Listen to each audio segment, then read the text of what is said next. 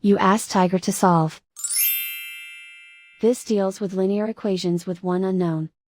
The final result is x equals -6. Let's solve it step by step. Group all constants on the right side of the equation. Add 5 to both sides. Group like terms.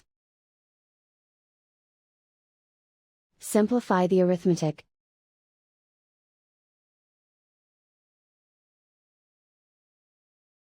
Convert the x into a positive number.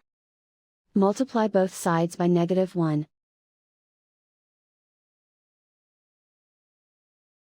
Remove the ones. Simplify the arithmetic. And so the final result is x equals -6.